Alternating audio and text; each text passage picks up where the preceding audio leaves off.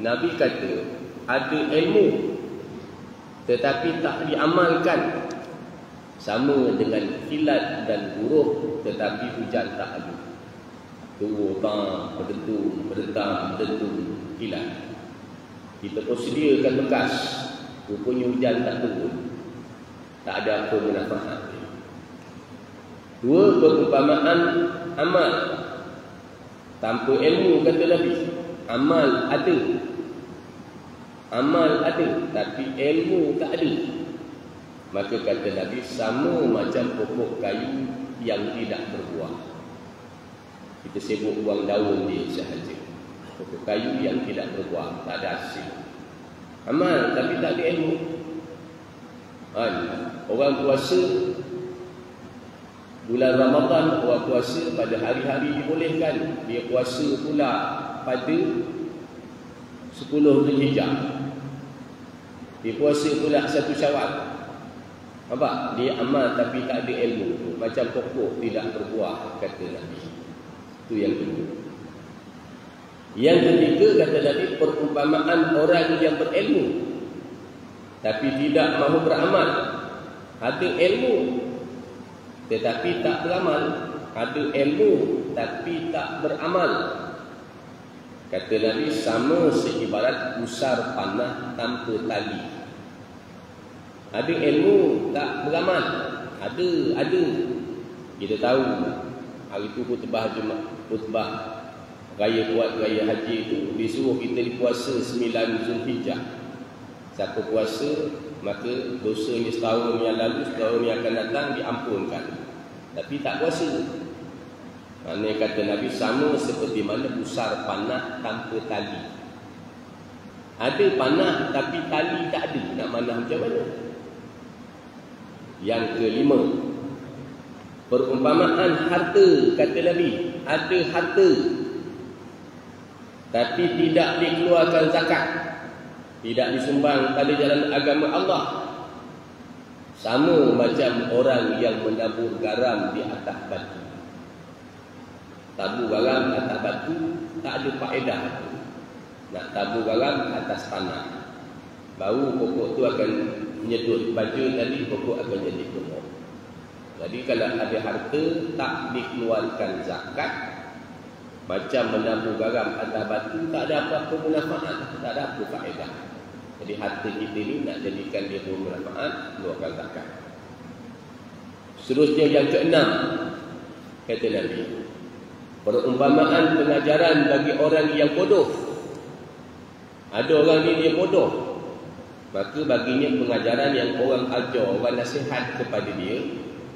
Kata Nabi, sama seperti mana intan dan mutiara bagi haiwan.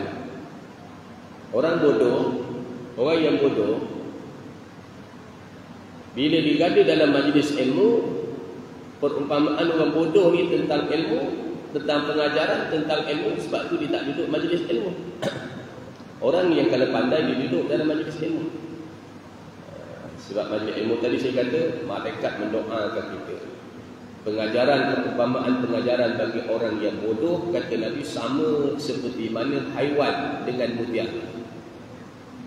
Bila tuan-tuan letak bela lembu dengan bela kambing, kambing pakaikan rantai emas, lembu pakaikan rantai plastik. Agak-agak lembu kecil hati tak? Lembu tak akan kecil hati kalau lembu tak tahu nilaian emas. Maka sebegitu juga orang bodoh, dia tak tahu nilainya ilmu. Dia tak tahu nilainya ilmu. Jadi kita nak ilmu, kita nak amal. Kita nak amal, kita nak ilmu. Kita nak ilmu, kita nak amal. Nak amal, kita nak ilmu. Kemudian yang ketujuh, kata Nabi, perumpamaan orang yang keras hati dengan ilmu. Orang yang keras hati ni tak boleh terima ilmu, tak boleh terima nasihat.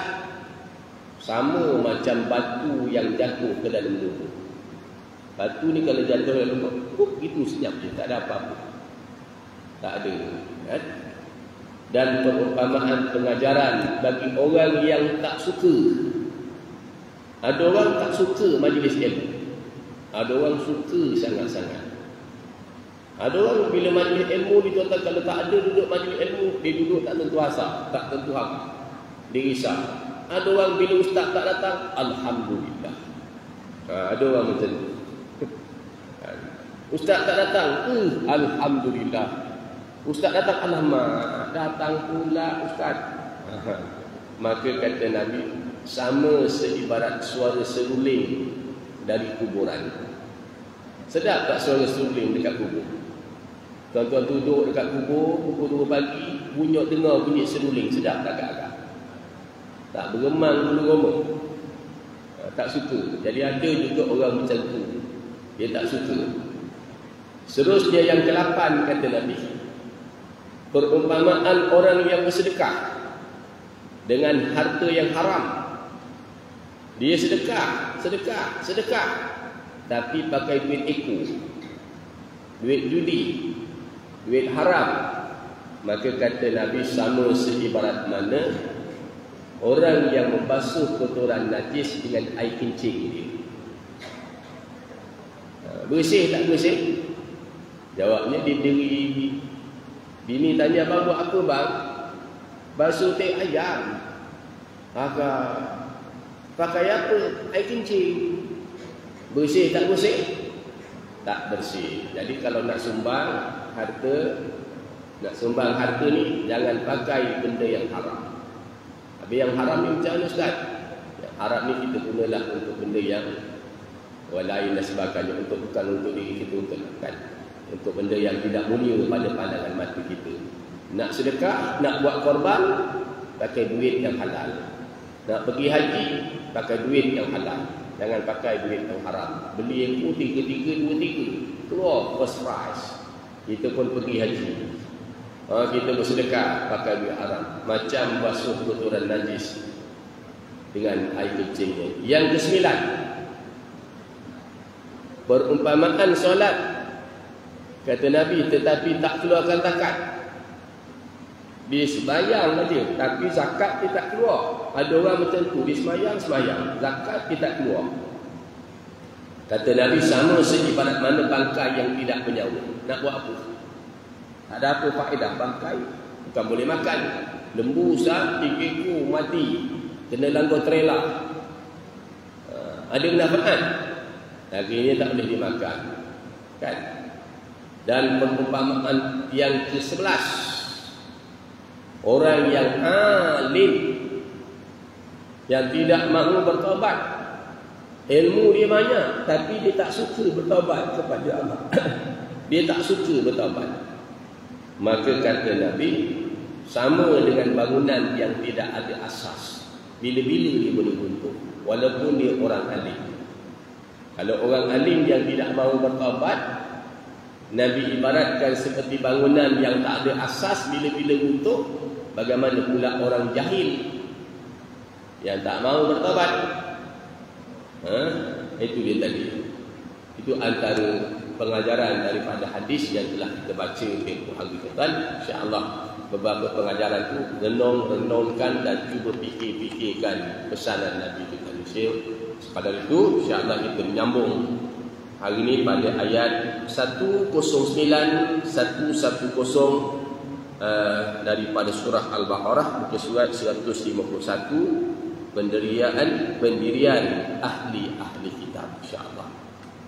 Ayat 109 insyaAllah. A'udzu billahi minasy syaithanir rajim.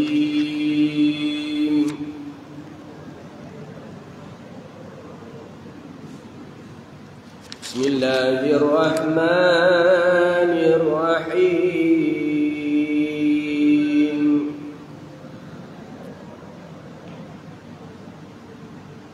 Wadda katsirun min ahlil kitab law yaruddunakum min ba'di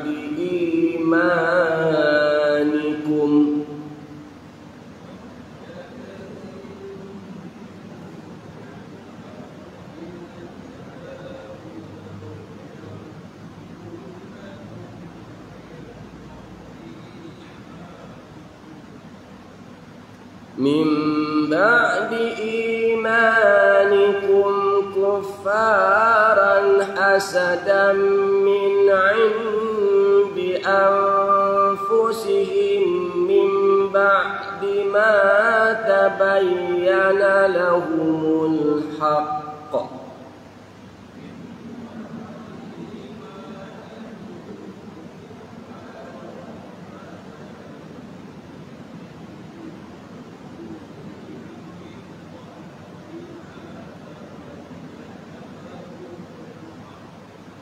فاعفوا واصفحوا حتى يأتي الله بأمره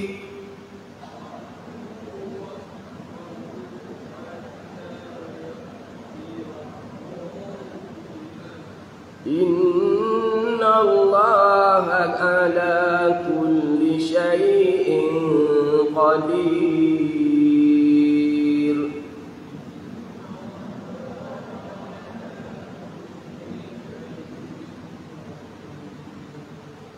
وأقيموا الصلاة وآتوا الزكاة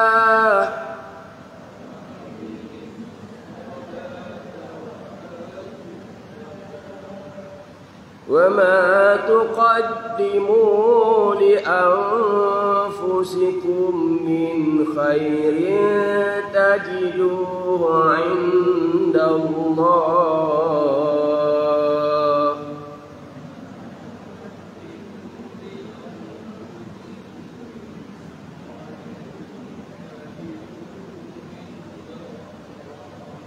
إن الله بما تعملون بصير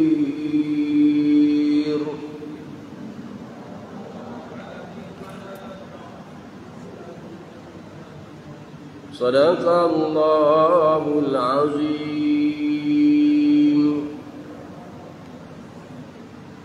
Alhamdulillah, kita dapat baca bermula daripada ayat 109 ayat 110. InsyaAllah kita cuba merenung maksud-maksud ayat dan kita cuba ambil pengajaran daripada insyaAllah. Pendirian ahli kitab, stand ataupun pendirian ahli kitab. Orang Islam pendirian dia begini, orang bukan Islam pendirian dia begini. Pendirian ahli kitab macam mana? Kalau kita tengok hari ini dalam isu penghinaan, tadi saya sebut kat Masjid Jamek Baik Raja, penghinaan orang kepada Islam. Nombor satu yang sedihnya ialah dari kalangan orang Islam hari ini yang kita dikhabarkan itu di India, bagaimana penghinaan terhadap India, terhadap Nabi. Masa itu meletup di Malaysia. Orang Malaysia marah, pum. Sekali itu melari ni meletup dekat negara kita. Saya sempat tengok, tuntunlah antara ucapan dia. Dia kata Nabi Muhammad ni babi. Tuan-tuan dengar tak? Tuan-tuan dengar tak? Allahu Akbar. Gila Nabi Muhammad ni babi, kata dia sebagainya. Hari ini berlaku dekat Malaysia satu tamparan. Ada orang yang lantak dia. Ada orang yang marah dan ada orang yang diam. Kalau saya ambil pendekatan, Nabi kata marra'a minkum munkaran falyughayyirhu biyadihi fa illam yastati fa bi lisani fa illam yastati fa bi qalbi wa dzalika adhaful iman. Siapa nampak satu kemungkaran, maka kata Nabi, hendaklah dia cegah dengan tangan dia. Kalau tak kuasa, dengan lidah dia. Kalau tak kuasa, dengan hati dia. Wa dzalika adhaful iman. Ya demikian itu, kata Nabi, selemah-lemah iman. Paling tak ada dalam hati kita, astaghfirullahaladzim. Kenapa orang buat? Selang tak lama kan? Selang seorang perempuan yang menanggalkan pakaian dia satu demi satu. Selang tak lama tu pula orang maki pula Nabi kita, Nabi Muhammad sallallahu alaihi wasallam. Jadi ada orang ambil tak kisah. Ada orang ambil, lantaklah kau, masuk neraka kau. Dan ada orang yang membela. Sedangkan Islam ajar wa ta'awanu 'alal birri wat taqwa wa la ta'awanu 'alal ismi wal udwan. Saya sebenarnya berita tu rasa memang tak boleh tidur bila tengok ucapan orang tu dengan perlakuan orang yang melakukan memburukkan Islam tu, rasa sedih sangat. Dulu saya pernah cakap dengan tuan-tuan, kita ni jangan jadi kayu yang merosakkan kayu. Ada orang tanya, apa maksud kayu merosakkan kayu ni Ustaz? Saya kata orang tebang pokok gunakan kapak. Dulu kapak tu adalah kayu. Kadang-kadang orang Islam sendiri yang memalukan orang Islam. Jadi jangan jadi kayu yang merosakkan kayu. Allah kata, dan banyak di antara ahli kitab, stand ahli kitab ni macam mana pula? Ahli kitab Yahudi dan Nasrani suka kalaulah kiranya mereka dapat mengembalikan kamu menjadi kafir setelah kamu beriman. Itu perangai dia. Orang Yahudi, dia seboleh-bolehnya. Walan tarda ankal yahudu walan nasara hatta tattabi'a millatahum. Yahudi, Nasrani takkan redha kepada kita sehingga kita mengikut agama nenek-nenek moyang mereka. Pasal ikut pada diri tadi. Jadi dia takkan suka. Dia suka sekiranya kita berputing balik, tidak menyembah kepada Allah Subhanahu wa taala. Dia suka kita mensyirikkan Allah Subhanahu wa taala dan mengembalikan kamu menjadi kafir setelah kamu beriman. Ini saya sebut tadi. Ada seorang datang ke rumah saya, maka dia bercerita berkaitan dengan menuduh kafir. Kita ni tuduh orang kafir, tuduh orang kafir, tuduh orang kafir. Macam mana ni Ustaz? Macam mana tuduh kafir? Soalan yang pertama, saya tanya dia, siapa yang kita tuduh kafir? Cuba beritahu saya. Sebab itu kita ni belajar, kita hanya belajar pintu masuk. Saya kata pintu masuk Islam mengucap 2 kalimah syahadah. Tapi sayang kita tak masuk pintu keluar, tak belajar tentang pintu keluar. Kalau sembahyang ada pintu masuk sembahyang. Bila kita takbir Allahu Akbar, itu pintu masuk sembahyang. Bila letak sini, bini kita panggil, bang makan bang. Kita kata nanti kejap, tengah sembahyang. Haram hukum dia. Itu pintu dah masuk. Bila kita habis sembahyang, Assalamualaikum, pintu keluar. Bini kita panggil, bang makan bang. Okey, tak haram. Sebab kita dah keluar. Ada pintu masuk sembahyang, ada pintu keluar sembahyang. Ada pintu masuk puasa dan ada pintu keluar puasa. Maka sebegitu juga syahadah, ada pintu masuk Islam, mengucap 2 kalimah syahadah, dan ada pintu keluar Islam. Yang sayangnya orang kita ni belajar hanya pintu masuk Islam mengucap, tapi pintu keluar Islam dia tak belajar. Jadi kita beritahu orang benda ni boleh menyebabkan batal syahadah. Sehingga kalau kita tengok dalam satu orang ustaz, dia kata apa? Orang yang bercakap menghina agama Allah ni, kalau keadaan dia normal, dia faham, kita tanda nama orang. Tanda nama ni. Ni gambar, ni nama. Supaya pastikan besok dia mati tidak disembahyangkan. Kan? Tak disembahyangkan. Kerana Islam tak boleh menyembahyangkan orang kafir. Tak boleh semayangkan orang kafir. Itu keadaan disuruh gitu sampai. Kesan kalau benda ni boleh menyebabkan batal syahadah kita. Yang itu yang saya sebut kepada tuan-tuan dulu. Orang kita ni dia belajar tadi tentang yang membatalkan sembahyang. Dia belajar perkara yang membatalkan puasa. Dia belajar perkara yang membatalkan wuduk. Dia belajar. Tapi sayang perkara yang membatalkan syahadah, 2 kalimah syahadah ni dia tak belajar. Sedangkan belajar perkara batalkan syahadah ni sangat-sangat penting dalam hidup kita. Benda yang kita ucap kadang-kadang boleh membatalkan syahadah kita tadi. Apa yang kita buat kadang-kadang boleh membatalkan syahadah kita. Itu kesan daripadanya tuan-tuan. Kan? Kita nampak macam dulu saya sebut pada tuan-tuan. Kalau tuan-tuan beli kucing, mahal beli kucing tu 2,000, tiba-tiba mati depan mata tuan-tuan. Tuan-tuan kan alamak sayangnya kucing ni mati. Tapi iman kita ni batal, kita tak nampak tanda dia. Muka kita ni macam ni juga. Saya bela kambing baru ni, kambing tu mati. Ngiling kepada sayangnya kambing mati, sayangnya sayang sebab nampak dia mati, tapi iman kita batal, kita tak nampak. Kita ingat masih lagi ada iman, rupanya iman tu dah tanggal daripada diri kita ni tadi. Maka kata Allah, dan menjadi kafir setelah kamu beriman kerana dengki timbul daripada mereka sendiri. Sudah nyata kepada mereka kebenaran Nabi Muhammad, oleh itu maafkanlah, biarkanlah oleh kamu akan mereka sehingga Allah datangkan perintahnya. Sesungguhnya Allah amat berkuasa atas tiap-tiap sesuatu. Dan berikanlah dan dirikanlah oleh kamu akan solat, dan tunaikanlah akan zakat, dan apa jua yang kamu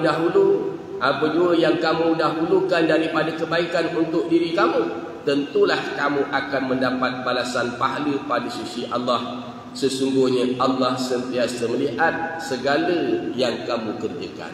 Okey, ayat ni mencerita banyak di antara orang ahli kitab Yahudi dan Nasrani suka kalau kiranya mereka dapat mengembalikan kamu menjadi kafir balik setelah kamu beriman. Dia akan usaha, Yahudi, Nasrani, dia akan usaha. Tuan-tuan tengok, seorang yang diikat jamin, nak lepas kena bayar ikat jamin berapa ribu? 20,000. Kan? Dalam tempoh berapa hari dia cari 20,000 dapat? Agak-agak siapa yang sponsor agak-agak. Bukan 20,000. Saya ingat 50,000 pun.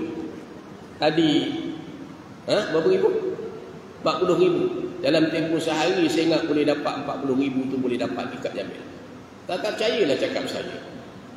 Berdasarkan kepada dari Al-Quran yang saya bacakan pagi tadi dekat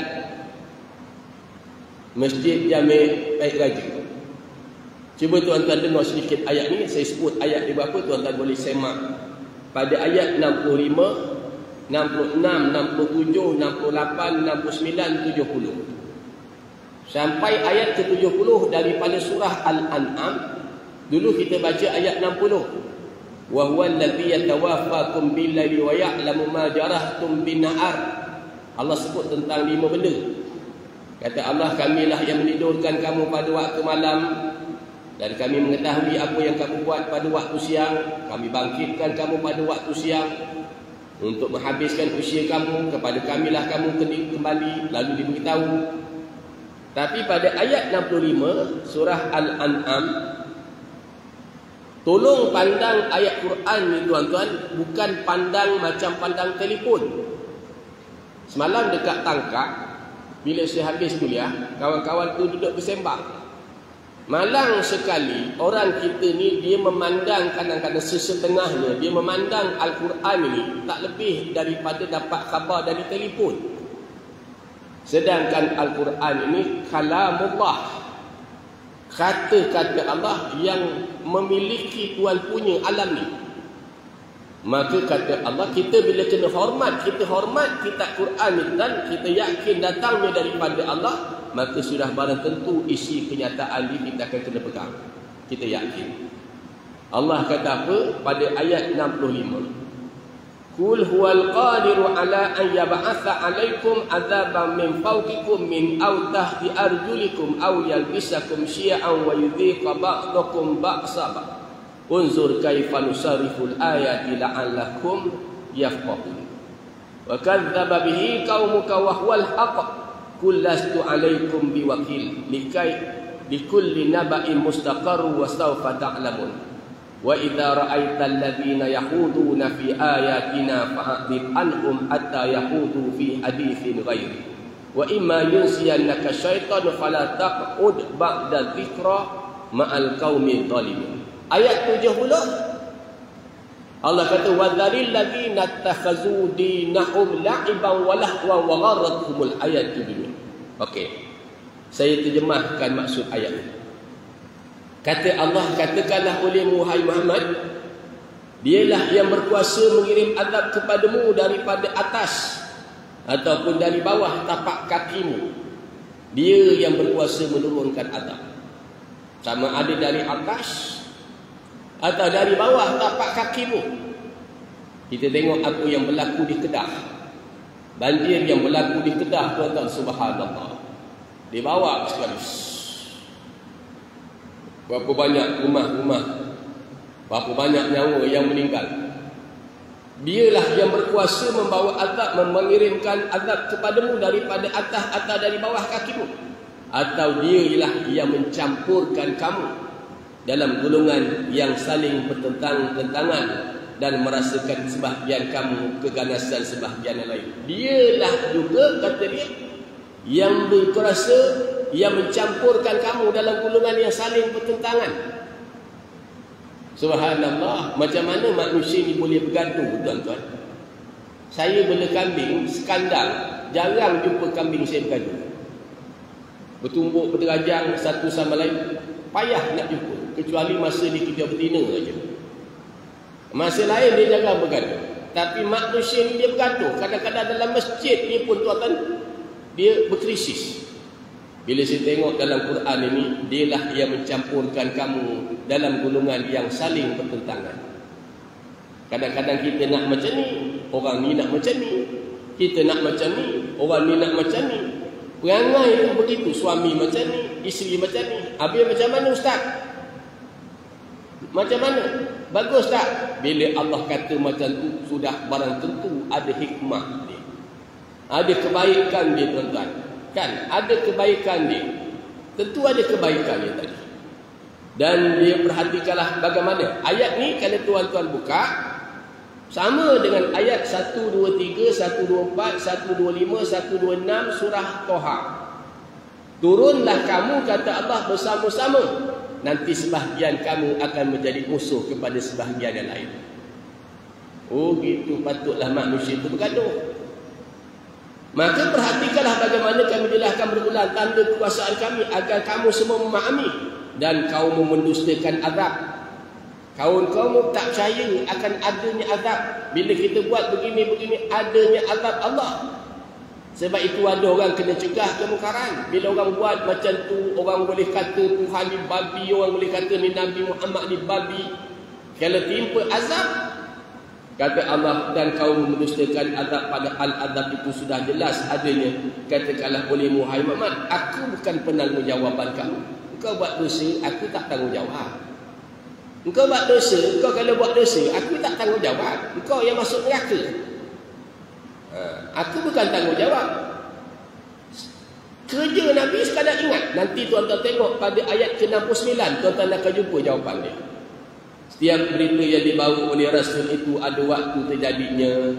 Bila Nabi besok kata dekat akhirat besok adanya titian syirat.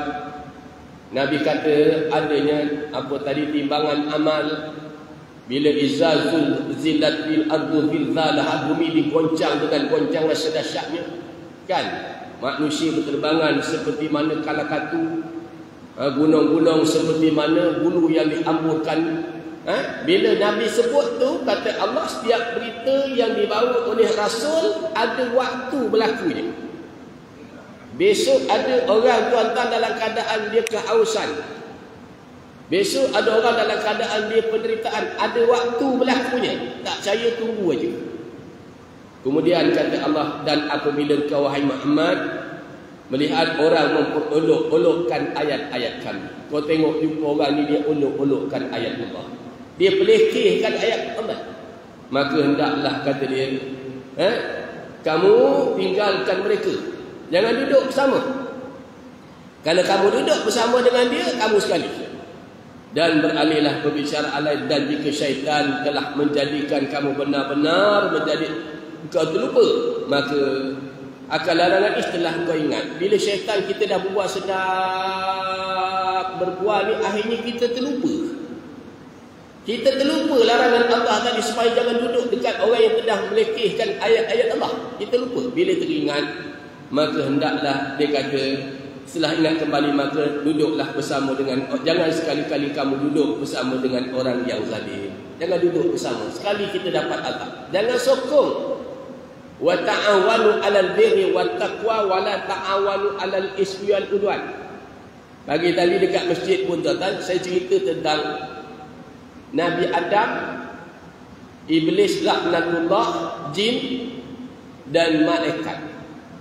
Pelik kalau tuan-tuan fikir. Kalau tuan-tuan fikirlah sikit fikir sekejap. Nabi Adam dengan malaikat, siapa makhluk yang dulu ada? Malaikat, betul? Nabi Adam dengan jin, siapa dulu ada? Jin, betul? Tiba-tiba Allah Ta'ala jadikan manusia, Nabi Adam. Kemudian Allah Ta'ala suruh jin dan malaikat sujud kepada Adam. Sedangkan Adam dari tanah, jin daripada api, malaikat daripada cahaya. Jin dah, malaikat dah dulu ada dah. Lepas tu diciptakan jin dari cahaya dan daripada api. Kemudian baru didatangkan Adam dari tanah. Tiba-tiba Allah Ta'ala suruh Adam, malaikat sujud kepada Adam. Malaikat buat apa? Sami'na wa ata'na, kami dengar, kami taat. Jin buat apa? Khalaqtani min nar wa khalaqtahu min tin. Kamu jadi aku dari api, kamu jadi dia daripada tanah. Mana lebih mulia? Dia petikai. Dia petikai. Bila Allah Ta'ala kata jumpalah kepada malaikat, jumpa kepada Nabi Adam, Allah suruh hormat kepada malaikat. Sebelum suruh sujud, suruh hormat kepada malaikat. Assalamualaikum, kata dia. Maka malaikat jawab, waalaikumsalam warahmatullah. Tuan-tuan nampak tak cerita tu tadi? Cerita ni agak-agak ni kalau orang baru muda, kita boleh terima tak agak-agak? Apatah lagi kita ni darah keturunan, daripada keturunan kadang-kadang orang besar-besar, boleh terima tak orang bawah? Saya fikir balik, hebatnya ayat-ayat Quran ni balik kita yang nak memahami tadi. Maka kata Allah, dan apabila sampai dia tukar beralih lain, lalu pada ayat yang ke-69 Allah kata orang yang bertakwa. Siapa yang buka pada ayat surah Al-An'am ni, tengok ayat ni. Allah kata, dan bagi orang yang bertakwa tidak ada tanggungjawab sedikit pun atas dosa-dosa orang tu, khususnya orang kafir. Bila orang lain buat dosa, tuan-tuan, orang hina agama kita, orang hina Islam ni, tuan-tuan, kita tak ada dosa. Kita takkan tanggung dosa dia, kita takkan tanggung dosa orang kafir tu, kita takkan tanggung. Tetapi kata Allah, mereka berkewajipan untuk ingatkan mereka agar mereka semua bertakwa. Kita beritahu, awak buat macam ni, awak buat macam ni, awak hina agama awak ni, awak hina Nabi awak esok kami tak tanggung dosa awak. Dosa memang sendiri-sendiri, tapi tanggungjawab kami, Allah kata, beri ingat. Maka Allah sambung pada ayat ke-70. Kenapa Ustaz cerita dalam bab ni, Ustaz? Sekarang ni tengah sangat perkatakan, tuan-tuan. Hari tu kita cerita bab korban. Sekarang ni tengah hangat perkatakan, Allah kata pada ayat ke-70, وَذَرِلْ الَّذِينَ اتَّخَذُوا دِينَهُمْ لَعِبًا وَلَهْوًا وَغَرَّتْهُمُ الْحَيَاةُ الدُّنْيَا. Ayat ni saya baca masa saya sekolah tahun 20 sampai hari ni saya ingat. Dia kata, dan tinggalkanlah orang yang menjadikan agama dia main-main dan senda gurauan. Dia kata, kerana mereka telah tertipu oleh kehidupan dunia. Sama ada tuan-tuan setuju atau tak setuju, hari ni orang pelekehkan agama dia sendiri, tuan-tuan. Orang pelekehkan agama dia sendiri, sama ada kerana kejahilan agama, jahil pengetahuan agama dia, ataupun mungkin kerana dapat upah, orang bagi upah, ataupun kerana mungkin dia nak sanjungan orang. Zaman sekarang kan orang semua nak cari popular. Ada orang nak cari popular. Saya minta maaf lah, ini pandangan saya.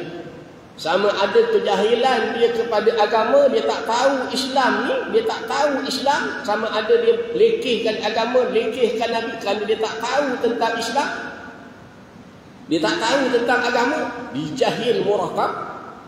Ataupun dia pelekehkan Islam ni kerana nak upah besar. Nak upah besar, dapat upah besar. Bila dapat upah besar maka dapatlah. Atau kerana cari popular.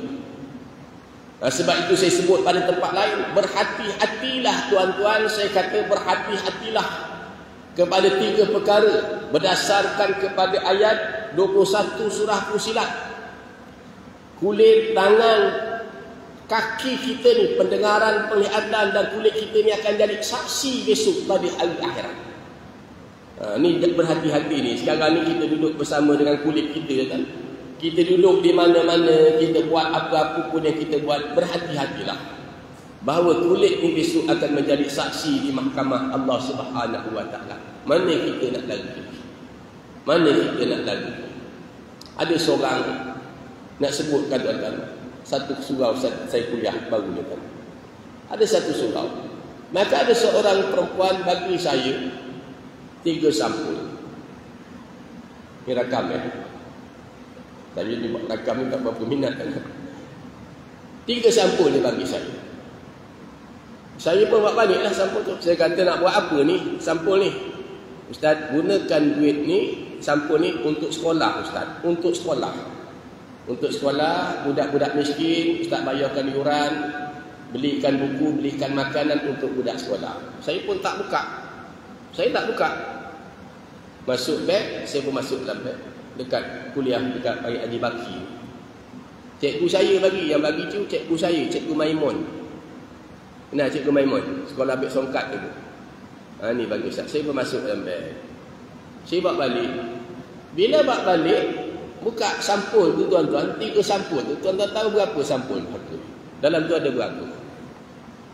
Sampul yang pertama saya buka ada RM1,000. Sampul yang kedua RM500. Sampul yang ketiga tak silap saya RM300. Apa yang ditulis? Ustaz, tolong doakan saya. Tu aja. Jadi saya duduk terfikir tuan-tuan. Macam mana orang boleh suruh kita doakan dia dalam keadaan dia bagi duit tu RM1,000 lebih. Doakan. Nombor 1, kalau saya tak doa, dia tahu tak kakak? Dia tak tahu. Tapi Allah tahu. Okey. Nombor 2 tuan-tuan, macam mana orang boleh minta kita doakan dengan bagi sumbangan sebegitu? Kan?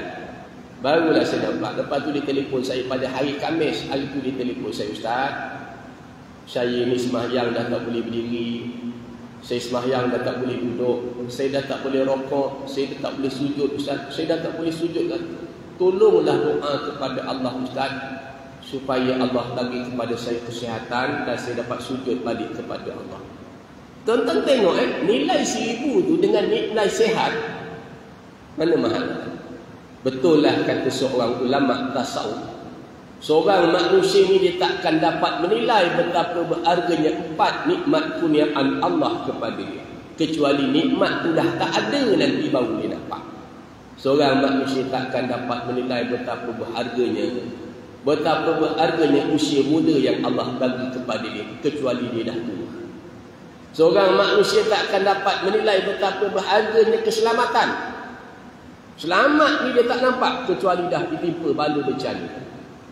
Seorang manusia takkan dapat menilai betapa berharganya sihat, kecuali bila mana dia sakit. Tuan-tuan pergi masjid ni sebab apa? Allah bagi kesihatan. Pergilah masjid, buatlah benda baik.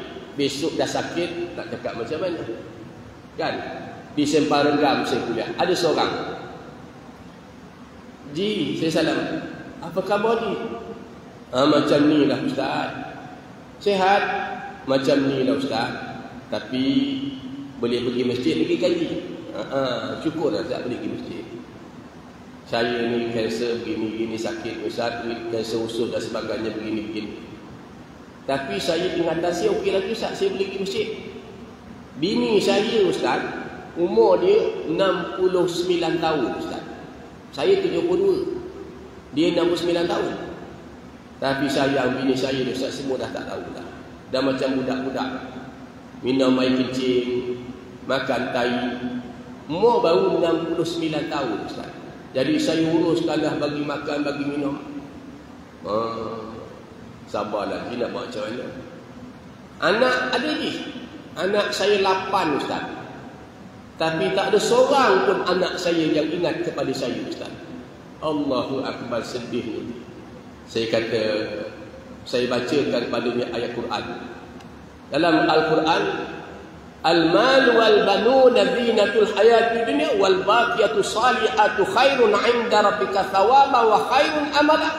Wa yawma nusayyirul jibala wa taral arda baridatan wa hasyarnahum falam nughadir minhum ahada wa uridu 'ala rabbika saffan laqad ji'tumuna kama khalaqnakum awwala marrah bal za'amtum 'alan naj'ala lakum maw'idah wa wudi'al kitabu fataral mujrimina musfiqina mimma fihi wa yaquluna ya wailatana ma li hadzal kitab la yughadiru saghiratan wa la kabiratan illa ahsaha wa wajadu ma amilu hadira wa la yadhlimu rabbuka ahada. Haji baca ayat ni. Hebatnya Allah sebut bermula daripada ayat 45 sampai ayat ke-49 daripada surah Al-Kahfi. Allah kata harta dan anak-anak adalah merupakan perhiasan dalam hidup kamu di dunia ini. Tetapi amal yang baik yang berterusan lebih baik di sisi Tuhanmu, kata Allah. Dan lebih baik pula menjadi harapan-harapan bagimu, kata Allah. Haji Oh, dia kata Ustaz. Ini hidup kita. Kita ambil pengajaran demi pengajaran. Maka dalam ayat ini Allah Ta'ala kata apa? Mereka tertipu oleh kehidupan dunia. Peringatkan mereka dengan Al-Quran agar setiap orang tidak terjerumus dalam neraka, supaya seorang pun tak masuk neraka. Kemudian kata Allah, dan tiada baginya pelindung dan memberi syafaat pertolongan selain daripada Allah besok. Dan jika mereka hendak menebus dengan harta tebusan pun, nescaya tidak akan diterima. Dalam satu ayat yang lain, Allah Ta'ala bertanya kepada orang kafir tentang dunia ni semua jadi milik engkau. Sekali lagi, dunia ni semua milik engkau. Nak tak kau tebuskan untuk pada, nak tebus tak diri kau supaya kamu dapat masuk syurga? Orang kafir jawab, nak. Macam saya cakap dengan tuan-tuan tadi, duit banyak tapi bila kesihatan, tuan, doa tu sikit kan. Doa tu tuan-tuan bayangkan. 1,000, Ustaz, 1,000. Nanti Ustaz doa, nanti saya ada lagi, saya akan bagi Ustaz lagi. Tunggu Ustaz, saya bagi lagi Ustaz. Saya duduk fikir, oh subhanallah. Kan? Cuma tuan-tuan yang duduk dalam majlis ilmu, ingat, biasanya orang duduk dalam majlis ilmu ni tuan-tuan, dia sihat. Biasanya dia sihat. Selalunya begitu lah, kalau orang duduk majlis ilmu ni dia sihat. Sebab adanya para malaikat yang sentiasa berdoa kepada Allah supaya Allah berikan kepada dia, ampunkan dosa dia, supaya Allah ampunkan dosa dia, Allah berikan kepada dia kebaikan, tuan-tuan. Adanya malaikat. Yakin dengan tak yakin je lah. Kalau kita nak orang doakan kita nak, tapi malaikat doakan jumlah, dia kata satu hari naik 70,000 malaikat ke Baitul Ma'mur tadi kan, 70,000. Berapa banyak? Kenapa kita tak nak suruh malaikat doakan kita? Kenapa kita tak nak duduk dalam majlis-majlis ilmu? Itu soalannya. Wallahualam. Sambung balik. Dan mereka tidak akan, dia kata, akan dijumlahkan ke dalam neraka disebabkan perbuatan mereka sendiri. Sekarang memang ada orang tolong. Engkau tak boleh bayar pun orang ni bayar. Orang ni sponsor bayar 20,000, 5,000, 3,000, 4,000 orang bagi. Besok akhirat Allah kata minta maaf. Kata Ustaz Farid Rabi kata apa? Jangan ingat lama. Lama lagi. Kalau kita lawan tu lama lagi. Neraka lama lagi. Dia pasal ingat lama. Sebenarnya kita dunia tu kejam celik. Kan dah bulan 7 tuan. Saya dekat sekolah, duit yuran pun budak tak habis bayar lagi. Dah bulan 7 dah ni. Jangan main. Ya Ustaz. Tu keberkatan tu sendiri. Maka mereka mendapat minuman. Apa yang mereka dapat besok? Orang yang permainkan agama, pelekehkan agama, ingatkan dia dengan Quran. Besok dekat akhirat kata Allah, bukan cakap saya. Kalau dia mati tak sempat bertaubat, kata Allah, kami akan bagi kepada dia air yang mendidih masuk dalam mulut ini, keluar luluh seluruh isi perut dia tadi. Cair ikut dua tapak kaki. Tuan-tuan ada Quran, ada handphone canggih, tengok dalam ayat ke-70 daripada surah Al-An'am. Kemudian Allah Ta'ala kata, oleh itu maafkanlah, biarkanlah oleh kamu akan mereka sehingga Allah datangkan perintahnya. Kita jangan peduli. Kita dah yakin pegang Islam. Islam ni terbaik. Inna dina indallahi Islam. Pegang. Orang kata bara api sampai jadi abu. Panas Ustaz, panas. Pegang. Jangan tuan-tuan lepaskan. Ini Islam sampai mati hidup aku ni. Bila Allah kata inna dina indallahi Islam, sama ada kita kaya ke, kita miskin ke, kita susah ke, kita payah ke, pegang Islam. Islam agama ciptaan Allah. Bukan seperti mana agama-agama lain dicipta oleh manusia. Bila manusia buat, dia akan ada kekurangan. Dan seterusnya dia kata, sungguhnya Allah berkuasa atas pihak suatu. Dan dirikanlah oleh kamu akan solat. Allah suruh kita sembahyang. Yang buat korban, saya cakap lagi tu tuan-tuan, banyak tempat buat korban, alhamdulillah. Ada satu masjid saya pergi, dia buat korban 26 ekor. Oh, banyak Ustaz, banyak. Kita buat 26 ekor Ustaz. Kalau ikutkan banyak lagi Ustaz, kita terpaksa tolak. 26 ekor Ustaz. Ada masjid yang buat 26 ekor. Masjid Bandar berapa ekor? 10 ekor. Masjid tu 26 ekor. Alhamdulillah, saya kata, mudah-mudahan Allah terima korban tuan-tuan 26 ekor. Tapi jangan lupa, saya kata, jangan lupa. Lupa apa Ustaz? Tempat tuan-tuan ni berapa rumah ada? Dia kata ada 400 rumah Ustaz. 400 rumah. Berapa ekor buat korban? 26 ekor. Allah kata inna a'tainakal kausar fasalli li rabbika wanhar inna syani'aka huwal abtar. Kami kurniakan kepada kamu nikmat yang banyak. Sebab itu kita buat korban. Bukan kerana nak daging, tuan. Kalau nak daging, kita pergi satu rumah ke satu rumah, 5 peti ais kita dapat. Bukan kerana nak daging. Kami kurnia kepada kamu nikmat yang banyak. Inna a'tainakal kausar fasalli li rabb, maka dirikanlah sembahyang. Dulu saya sebut pada tuan-tuan, nikmat kepala ni pun tuan-tuan tak terhabis fikir dah. Tuan-tuan ambil amarah ni je, tak terhabis nikmat. Makan lidah ni satu je, tapi makanan rasa macam-macam rasa makanan yang kita dapat makan. Masam, masin, manis, tawar, kelat, semua saya dapat makan. Allah Ta'ala bagi kita mata, 2 biji mata saja. Tapi kita boleh kenal, ini Haji Latif, ini Haji Nasir. Kita boleh kenal, ini bini kita, ini orang lain, ini mak kita, ini adik ipar kita. Dengan 2 biji mata, warna merah, biru, kuning, hijau, semua kita boleh bedakan. Jalan. Fabi ayyi ala'i rabbikuma tukadziban. Allah bagi kita telinga, kita boleh dengar telinga ni macam-macam bunyi. Belum lagi akal fikiran. Budak pelajar tahfiz tu datang kepada saya kata belajar di ilmu, belajar lagi ngaji ilmu, belajar ilmu, ngaji ilmu. Awak tak fikir bagaimana Allah Ta'ala jadikan kepala kita ni, banyak mana pun kita masukkan ilmu dalam kepala kita ni, kepala kita tak besar. Betul tak betul? Daripada umur saya mari macam ni sampai sekarang kepala saya macam ni. Kita ni kadang-kadang tengok orang gila kepala dia besar. Ini kepala besar dia tentu banyak ilmu. Rupa tai banyak. Macam udang galah kepala dia besar, tai aja banyak. Ilmu tak dimasukkan. Bila tuan-tuan masukkan, kalau macam ni, tuan-tuan masukkan dia muntahkan, masukkan dia muntahkan. Tapi ilmu tuan-tuan masuk dalam kepala tuan-tuan, dia tak muntah. Disimpan, simpan penuh maklumat. Subhanallah, hebat tak hebat? Kalau nikmat yang banyak, saya kata tuan-tuan, hasil sawit berapa? 1 bulan dia punya hasil sawit tuan-tuan 20 tan. 10 hektar tanah, sebulan mau 20 tan. 1 tan RM1,000, 20 tan berapa? 20,000 tak? Saya yang kerja ngajar ni tuan-tuan dah nak pencen dah. Berapa dapat? Dapatlah 45,000 sebulan duit gaji. Ada satu cikgu saya tuan-tuan, tak sempat pun pencen sebaya dengan saya. Tak sempat pun pencen, APC pun tak sempat. Baru ni meninggal dunia. Tapi nak buat macam mana? Inilah kehidupan bagi orang nak faham. Maka dirikanlah sembahyang. Allah suruh kita sembahyang dan buatlah korban. Hari ni berapa ramai orang yang sembahyang tuan? Nak cakap nanti orang kecil hati tak. Tanggungjawab kita beringat. Kita tak tanggung dosa dia. Besok akhirat tak ada orang tolong kau. Ingat tu yang pelekehkan Islam, yang kena tumbuk, memang menjemur darah tu kan. Kena tumbuk dan sebagainya.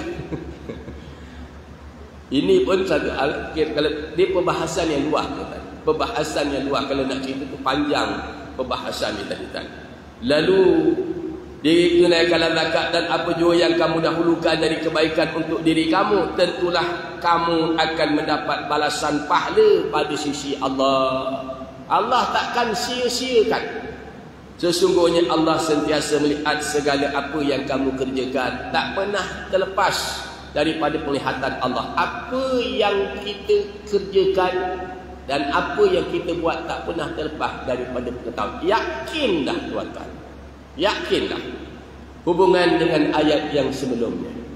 Setelah Allah Subhanahu wa taala menegah dalam ayat yang lepas daripada mendengar cadangan orang Yahudi menolak pendapat mereka, dalam ayat ini Allah menerangkan sebab penolakan tersebut ialah kerana iaitu mereka sentiasa mempunyai perasaan hasad dan dengki. Mereka tak terima bukan kerana Islam tak betul, tapi mereka tak terima sebab hasad.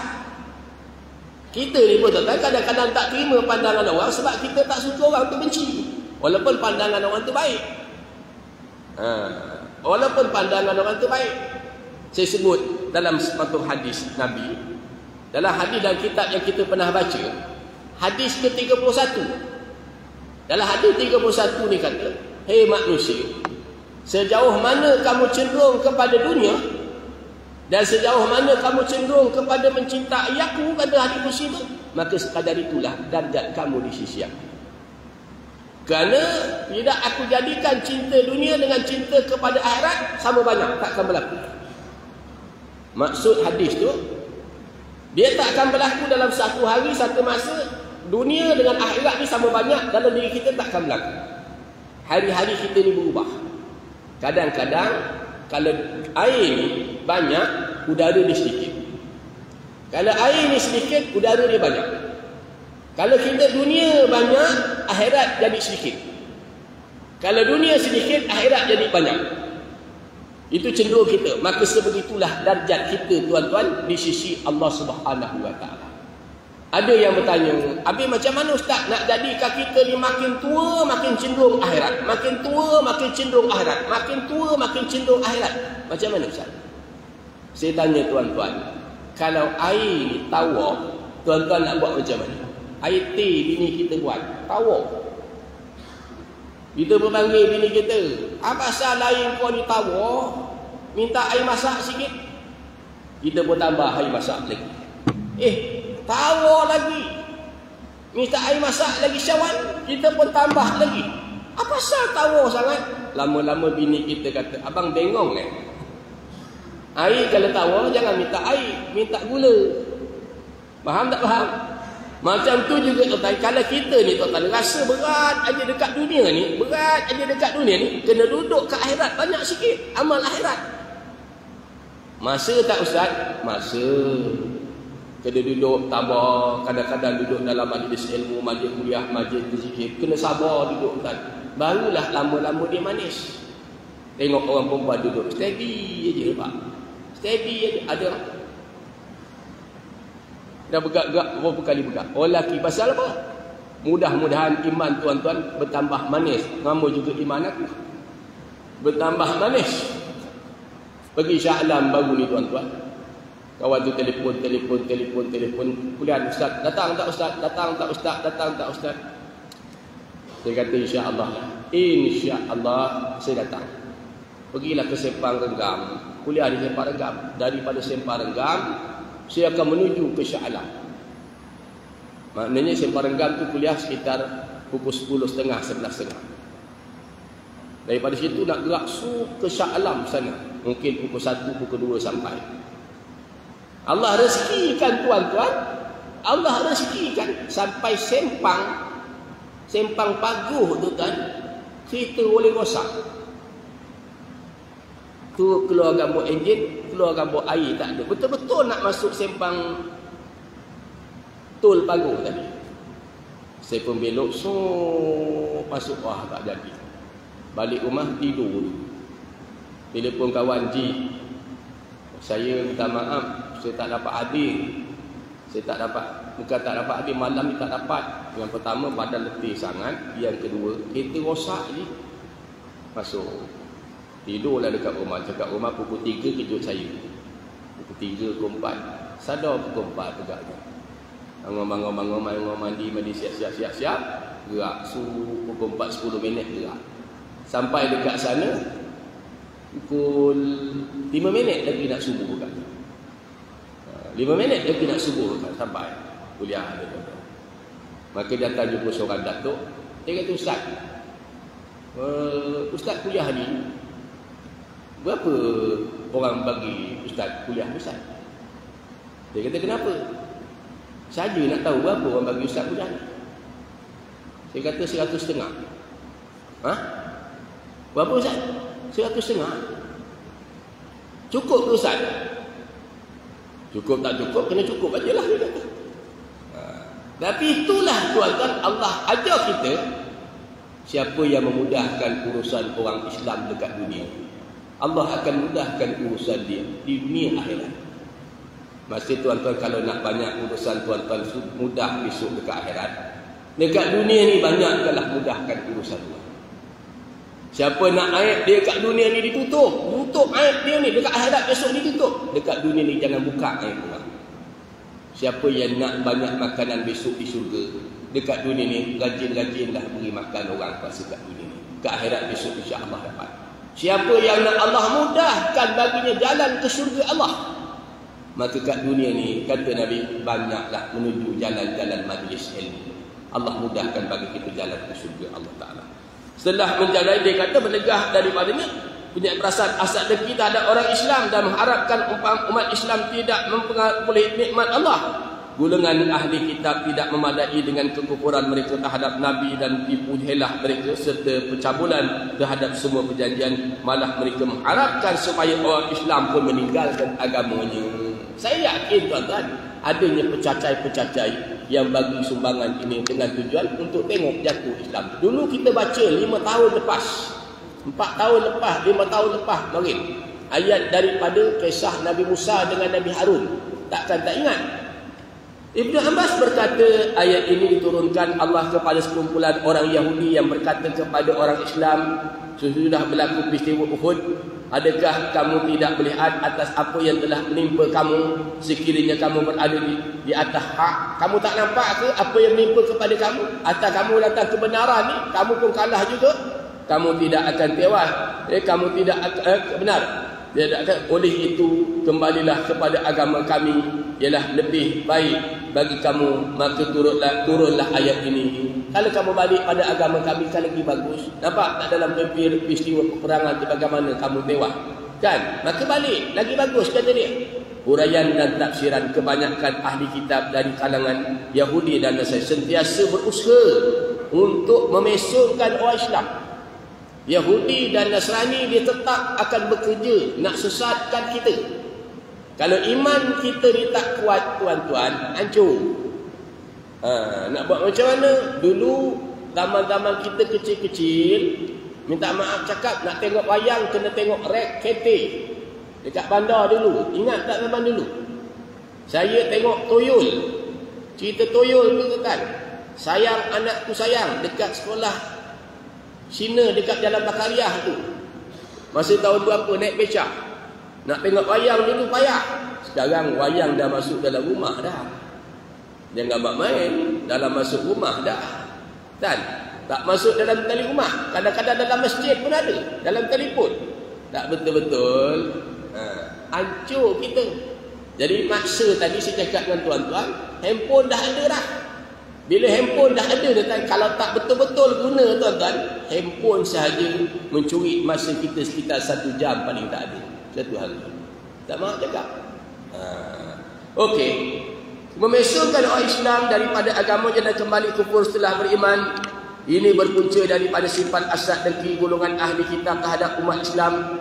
Mereka menimbulkan keraguan dalam berpegang kepada agama dan menerapkan kekeliruan kepada orang mukmin. Bahkan ada sebahagian ahli kitab mencadangkan supaya orang Islam Orang yang beriman di pagi hari dan kufur pada waktu petang hari, dia nak kalau boleh gitu. Pagi beriman, petang kafir. Petang beriman, pagi kafir. Paling tak ada.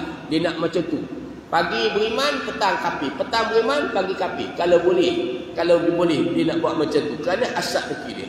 Sebab yang mendorong mereka berbuat demikian ialah hasad dengki yang terpandam dan rasa benci yang tertanam dalam hati mereka, tidak menyukai kebenaran. Kemudian Allah SWT mengingatkan adanya beberapa cara untuk mencapai kejayaan, untuk menangkis serangan ahli kitab tersebut, iaitu dengan mendirikan solat.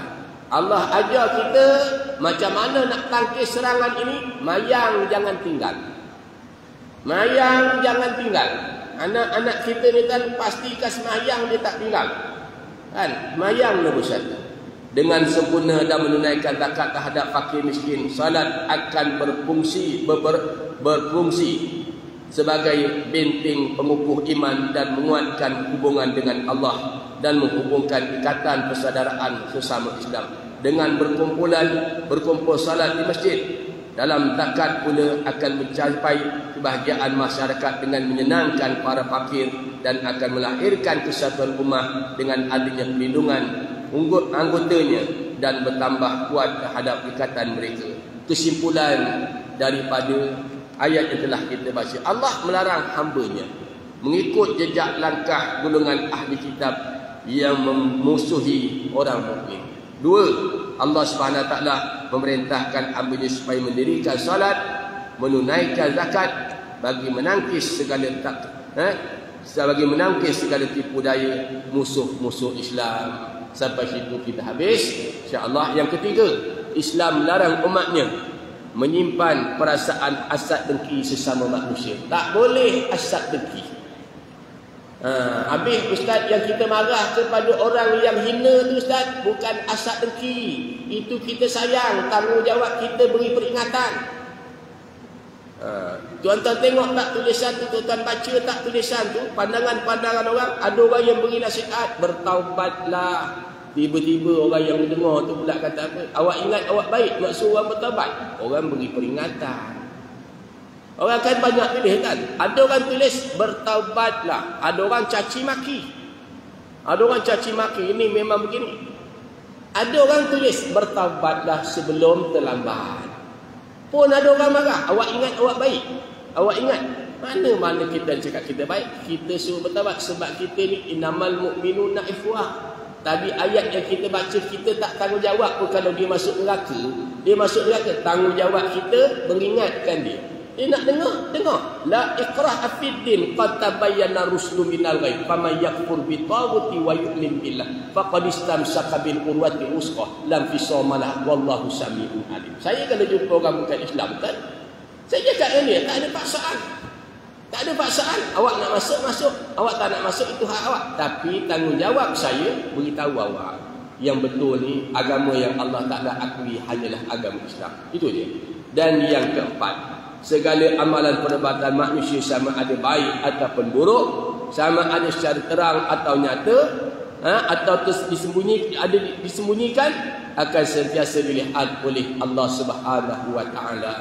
Amal yang kita buat sama ada terang, nyata, gelap, sembunyi, semuanya diketahui oleh Allah Subhanahu wa taala. Kan? Yang saya sebut dalam kitab Darussamin kata, seekor semut yang hitam berjalan atas batu yang hitam dalam kegelapan malam yang hitam. Semut ni angkat sebelah kaki dia. Angkat kaki sebelah, maka Allah Ta'ala mengetahui. Maka sebegitu juga amal-amal perbuatan kita, masuklah yang ada dalam hati kita ni, semuanya Allah Ta'ala mengetahuinya, tuan-tuan. Wallahu a'lam. Sampai situ insya-Allah kita berhenti. Allahumma arhamna bil Quran waj'alhu lana imaman wa nuran wa hudan wa rahmah. Allahumma dzakirna minhu ma nasina wa 'allimna minhu ma jahilna warzuqna tilawatahu آناء الليل وأطراف النهار واجعله لنا حجة يا رب العالمين وصلى الله على سيدنا محمد وعلى آله وصحبه وسلم الحمد لله رب العالمين. Yang kitab kita tak buka tu kan, betul lah dilatih kata tadi. Hari ni ayat pendek tapi huraian tak tahu panjang tak panjang. Bila Allah rezekikan saya boleh bercakap panjang, maka panjanglah tuan. Minta maaf tuan. Mudah-mudahan apa yang kita buat ni tuan Allah terima sebagai amal kebaikan tuan-tuan. Yang penting kita ikhlas dalam melakukan segala amal baik. Tuan-tuan, mudah-mudahan Allah merahmati tuan-tuan kesemuanya dan menempatkan tuan-tuan di sisi para malaikat, di sisi para nabi, para rasul, di sisi orang-orang yang baik, yang solehan insya-Allah. Bismillahirrahmanirrahim. Alhamdulillahirabbil alamin. Wassalatu wassalamu ala asyrafil anbiya'i wal mursalin sayyidina Muhammad wa ala alihi washabbihi ajma'in. Allahumma nawwir qulubana bi nuri hidayatika wa futuhatika kama nawwarta al-ardha bi nuri syamsika abadan abada bi rahmatika ya arhamar rahimin. Allahumma ahyina bil iman wa amisna bil iman wa anshurna bil iman wa adkhilna jannata ma'al iman. Allahumma ighfir lana dhunubana wa liwalidina warhamhum kama rabbawna shighara. Ya Allah, ya Tuhan kami, ampunilah segala dosa-dosa kami ya Allah. Ampunilah segala dosa-dosa, kesalahan dan kesilapan kami ya Allah. Ya Allah, ya Tuhan kami, ampunilah segala dosa-dosa, kesalahan, kesilapan kami. Ampunilah segala dosa-dosa, kesalahan dan kesilapan ibu dan ayah kami ya Allah. Ya Allah, Tuhan kami, ampunilah segala dosa-dosa pasangan-pasangan kami, anak dan isteri kami. Selamatkanlah diri kami, kaum keluarga kami, ibu dan ayah kami daripada azab-azab api neraka-Mu ya Allah. Ya Allah, ya Tuhan kami, berilah kepada kami kebaikan hidup di dunia ya Allah. Berilah kepada kami kebaikan hidup di akhirat dan selamatkanlah kami daripada azab-azab api neraka-Mu ya Allah. Mana-mana dari kalangan kami ini yang menghadapi kesihatan yang tidak sempurna, maka berilah kepada kesihatan yang baik ya Allah.